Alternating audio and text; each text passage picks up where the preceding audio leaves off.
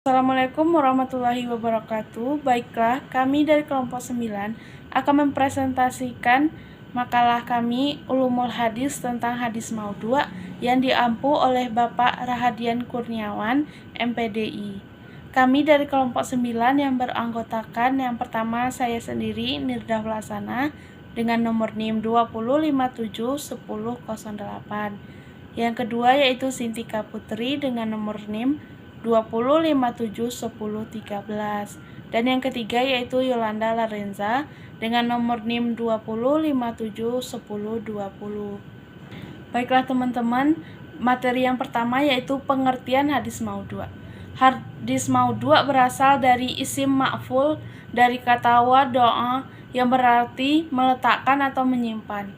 Sedangkan menurut istilah, hadis maudhu' adalah hadis yang dibuat-buat atau diciptakan atau didustakan atas nama Nabi.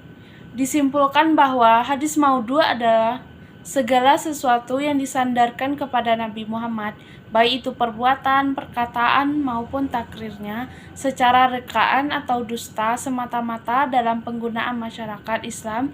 Hadis maudhu' disebut juga dengan hadis selanjutnya palsu. Yaitu sejarah awal kemunculan hadis maudhu'. Para pakar hadis telah berbeda pendapat tentang awal mulanya fungsi hadis maudhu'. Ada yang menyatakan hadis maudhu' terjadi pada awal 10 Hijriah, seperti yang telah disampaikan oleh Mustafa Asy-Syibai dalam bukunya As-Sunnah wa Makanatuha fi al-Tashri' al-Islami. Usaha pemalsuan ini disebabkan kepentingan pribadi, primordial, politik, seperti pertentangan politik atau khalifah antara Ali dan Muawiyah.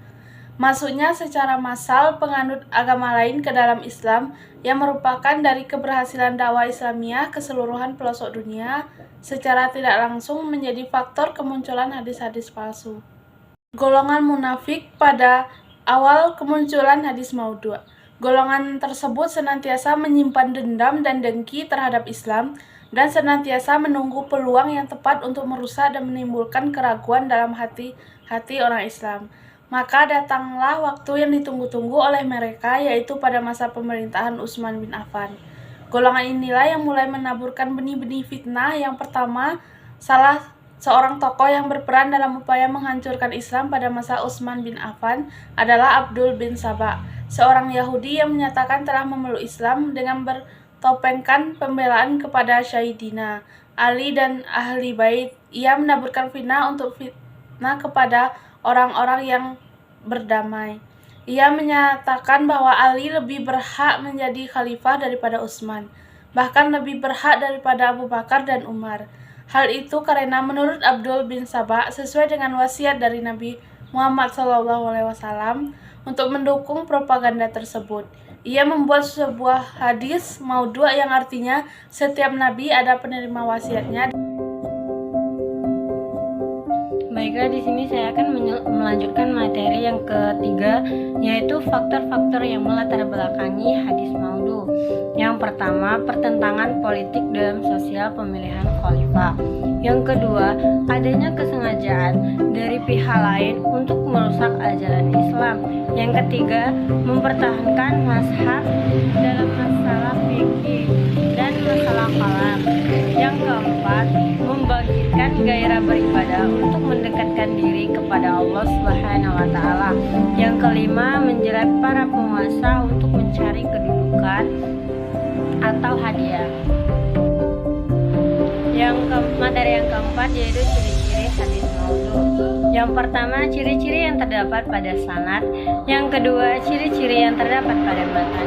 Yang ketiga, karena bertentangan dengan ilmu kedokteran. Yang keempat, karena menyalahi undang-undang atau ketentuan-ketentuan yang telah ditetapkan akal kepada Allah Subhanahu wa Ta'ala.